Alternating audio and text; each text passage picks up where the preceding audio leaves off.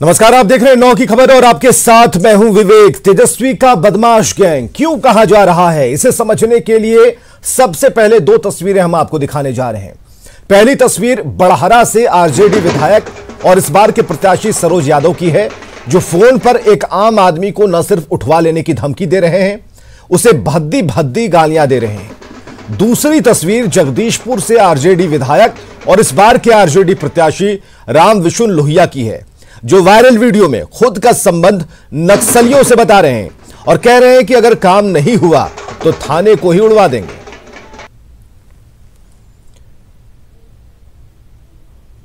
तो बदमाश गैंग से तेजस्वी कैसे बदलाव लाएंगे, यह समझना अगर है आपको तो पहले इन दो वीडियो को आप देखिए और क्या कहा गया है इस वीडियो के भीतर। अब अगली तस्वीर हम लाने जा रहे हैं आपके सामने और उसे समझना बेहद ही आसान होगा। आरजेडी के विधायक हैं सरोज यादव, जिनका एक ऑडियो वायरल हो रहा है जिसमें विधायक एक शख्स को गंदी गंदी गालियां दे रहे हैं। मामला भोजपुर जिले के बड़हरा का है। ऑडियो से पता चल रहा है कि विधायक ने उस व्यक्ति ने विकास के नाम का ब्यौरा मांग लिया, जिससे सरोज यादव नाराज हो गए, फोन कर उसे गालियां दी। शख्स का नाम बंटी पासवान बताया जा रहा है और इस वायरल ऑडियो में सरोज यादव जाति सूचक शब्दों के इस्तेमाल कर रहे हैं, इसके साथ धमकियां दे रहे हैं। आपको बताएं कि सरोज यादव बड़हरा सीट से आरजेडी के विधायक हैं। आरजेडी ने इस बार भी इन्हें बड़हरा सीट से पार्टी का उम्मीदवार बनाया है। हेलो, क्या तुम विकास का ब्यौरा चाहिए तुमको? नहीं जी, हम तो आनंद से बात कर रहे थे जी। बात कर रहे थे, तुमको टंगवा के लाने में हमको टाइम लगेगा। अभी विधायक का पावर देखेगा। तुमको आंख नहीं है रे, दिखाई नहीं देता है तुमको? गाड़ी देके काहे बोल रहे हैं जी? हम आपको मारेंगे। चुट्टा अभी गाड़ी का बात करता है तुमको। तुम 2 दिन के लौंडा छोंडा तुम बात करता है रे। तुमको विकास 22 साल लोग तुम लोगों को नहीं जानते हैं रे। तुम लोग मेरे चुनाव में कहाँ था, किसके साथ था, हमको नहीं पता है रे। तो हम नहीं जानते हैं रे तुम लोगों के बारे में। अम्बनिया नहीं है, पासवान है जात के। तो पासवान है तो क्या? अच्छा ठीक है जी, ऐसी ही बात करते हैं हम आपसे। से मारेंगे तुमको। तुम पासवान है, पासवान होके तुम ऐसा बोलेगा रे? तुम क्या, तुम्हारा मंजी सा क्या किया है? मेरा बाप बेटा के पकड़ा था, ये तुमको नहीं मालूम है? सुनिए ना जी, आपसे तो हम बात नहीं कर रहे थे ना। आनंद हमसे नहीं, ग्रुप में अनब शनाब बोलेगा। तुमको हिसाब चाहिए। मैंने हिसाब वोट देगा बाप, काम कराएगा हमसे। आपसे तो हिसाब नहीं न मांगे, हम काम नहीं मांगे। सुनिए, गाड़ी न दीजिए ज्यादा। तुम्हारे बारे में सब पता कर लिए हैं, कहाँ के हो। और जगदीशपुर से आरजेडी के विधायक रामविशुन लोहिया का एक वीडियो भी इन दिनों खूब वायरल है, जिसमें वे खुद का संबंध नक्सलियों से होने की बात कहते हैं। वायरल वीडियो में साफ साफ बोल रहे हैं कि अगर काम नहीं हुआ तो नक्सलियों से कहकर थाने को ही उड़वा देंगे। और ऐसे में आप खुद अंदाजा लगा सकते हैं कि रामविशुन लोहिया के संबंध नक्सलियों से कितने बेहतर हो सकते हैं। आरजेडी प्रत्याशी पुलिस पर मुकदमे खत्म नहीं होने पर थाने को ही नक्सलियों से उड़वाने की धमकी दे रहे हैं। वे यहां तक कह रहे हैं कि थाना खुद को पावरफुल नहीं समझे। आरजेडी प्रत्याशी गोलू और बंदूक तक चलवाने की धमकियां दे रहे हैं। विधायक जी बोले हैं कि 48 घंटा में ये थाना छोड़वा देते, नहीं तो फिर हम लोग 18 तारीख के धरना पर बैठेंगे, इसको हटा के रखेंगे। अब हमने कहा कि उसको हटाइए, नहीं तो जान लीजिए कि जब हम वैसा जिद्दी आदमी जब थाना के घेर लेंगे तो गोली चलेगा, राइफल चलेगा। एमसीसी हमारा पास है, हम थाने उड़वा देंगे। हम यो जान लीजिए, हम कोई सराहन विधायक हम नहीं है, हम नहीं बोलते हैं विधायक। अभी भी हमारा लड़का 3 लाख रुपए रसीद देता है आपका एमसीसी का, इसलिए थाना नहीं बुझे कि हम बहुत बड़ा पावरफुल है। तुमको टंगवा के लाने में हमको टाइम लगेगा। अभी विधायक का पावर देखेगा। तुमको आंख नहीं है रे, दिखाई नहीं देता है तुमको? एमसीसी हमारा पास है, हम थाने उड़वा देंगे। अभी भी हमारा लड़का 3 लाख रुपए रसीद देता है आपका एमसीसी का।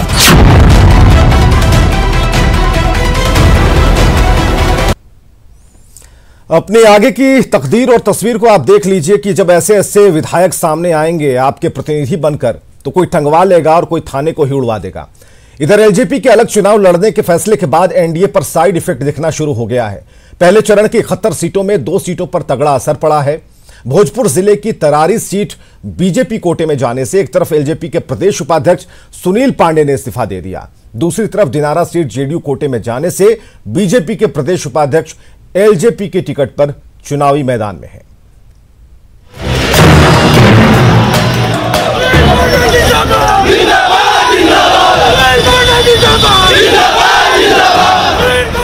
एलजेपी के अलग चुनाव लड़ने के फैसले के बाद एनडीए पर साइड इफेक्ट दिखना शुरू हो गया है। पहले चरण की 71 सीटों में से 2 सीटों पर तगड़ा असर पड़ा है।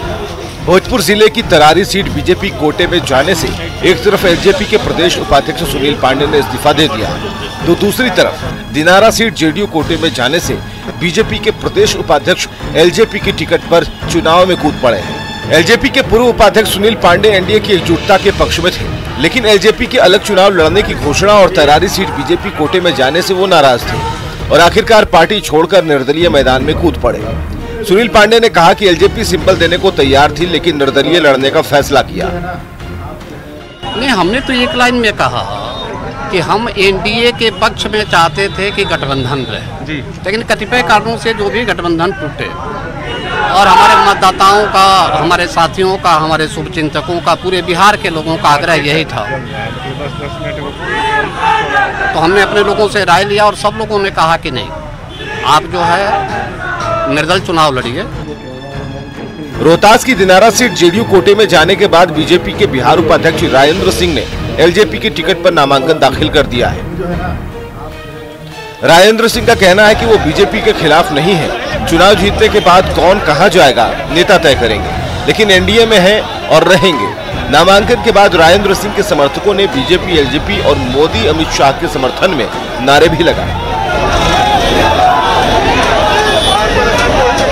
मैंने एक कदम उठाया है यहाँ 62,000 जनता की आवाज़ को लेकर के।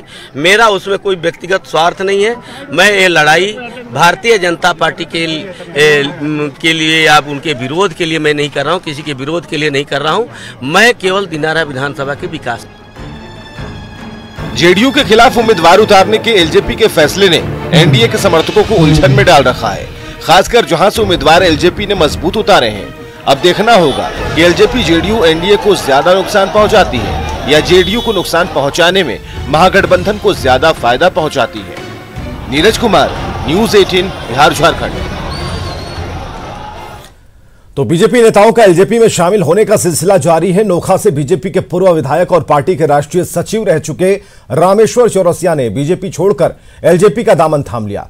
रामेश्वर चौरसिया के साथ बीजेपी प्रदेश कार्य समिति की सदस्य इंदु कश्यप भी एलजेपी में शामिल हो गई और इस मौके पर रामेश्वर चौरसिया ने कहा कि नीतीश कुमार को लेकर बीजेपी कार्यकर्ताओं में गुस्सा है। चौरसिया ने पीएम मोदी के कार्यों की तारीफ की। रामेश्वर चौरसिया ने इस मौके पर भी यह साफ कर दिया कि वो सासाराम से एलजेपी की टिकट पर चुनाव लड़ेंगे। भाजपा कार्यकर्ताओं को लग रहा है कि एक आरजेडी से आए तो डिहरी से जीत के लड़ मिल गया और एक जेडीयू से आए तो काराकाट मिल गया, तो वही सीट भाजपा के है। तो भाजपा में उनकी पूछे जो आरजेडी जेडीयू से आ रहे हैं, तो भाजपा कार्यकर्ता कहां जाए? आंखों में आंसू है।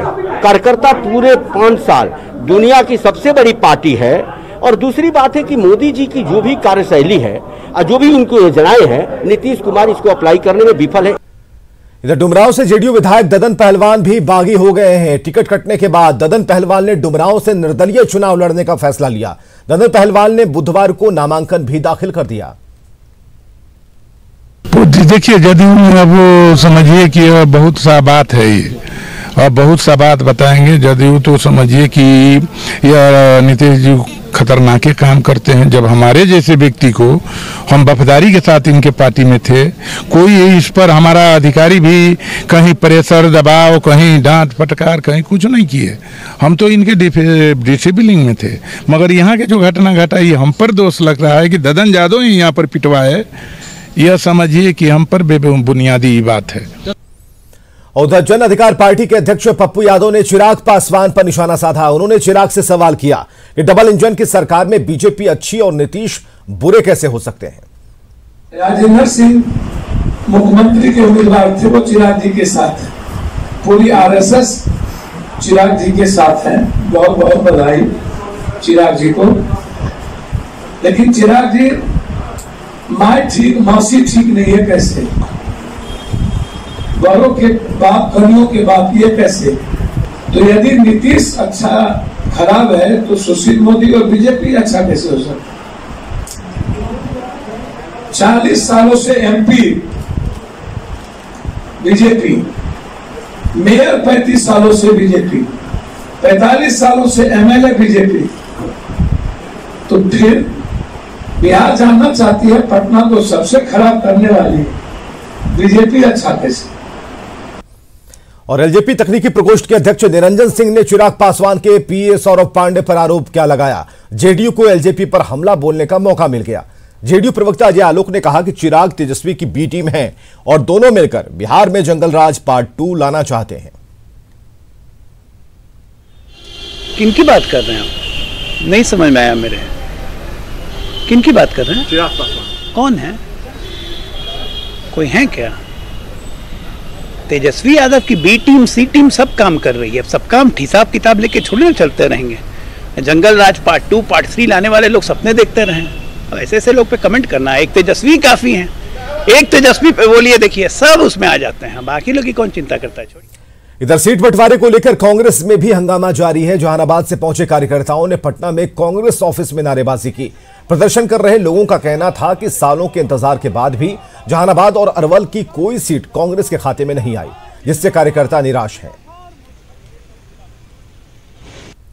भरोसा दिलाया गया था कि 2020 में बिहार विधानसभा चुनाव में सारे जिला को टेकअप किया जाएगा और आप लोग को भी सीट दिया जाएगा। हम लोग को भी डिमांड था कि हर जिला से एक सीट मिलना चाहिए, लेकिन जहानाबाद जिला से भी नहीं मिला। और जहानाबाद का भाई, छोटा भाई अरवल है, जहानाबाद लोकसभा से भी एक सीट नहीं मिला। मांग कर रहे हैं कि हम लोग को कल तक नामांकन का वक्त है, अभी भी आला कमान विचार करे। राहुल जी से हम लोग आग्रह करते हैं, विनती करते हैं कि राहुल जी हमारे नेता हैं। राहुल जी के अलावा हमको कोई सुनने वाला नहीं है। और चलिए सीधी तस्वीरों से आपको जोड़ते हैं हिंडन एयरबेस से लाइव तस्वीरें। सीधी तस्वीरें। वायुसेना का 28वां स्थापना दिवस है और 88 साल पूरे होते हैं। यहां पर आसमान में वायुसेना का पराक्रम देखने को मिलेगा। रफाल और तेजस की ताकत मिलेगी यहां देखने को। और इस बार 56 विमान हिस्सा ले रहे हैं। तो ये सीधी तस्वीरें आप देख पा रहे हैं हिंडन एयरबेस से, जहां वायुसेना ने 88 सफल साल पूरे किए, पूरे पराक्रम के साथ, वीर गाथाओं के साथ। और ये परेड और नीली वर्दी बताने के लिए काफी है कि वायुसेना का पराक्रम किस ऊंचाइयों तक है। तो सीधी तस्वीरें गाजियाबाद से आप देख पा रहे हैं। रफाल और तेजस की ताकत यहां पर देखने को मिलेगी। और हम आपको बताएं कि क्या खास होगा। खास ये होगा कि वायुसेना का पराक्रम आसमान में आज दिखेगा। रफाल और तेजस की ताकत दिखेगी और इस बार 56 विमान इसमें हिस्सा ले रहे हैं और कई तरह की कलाबाजियां दिखने को मिलेंगी।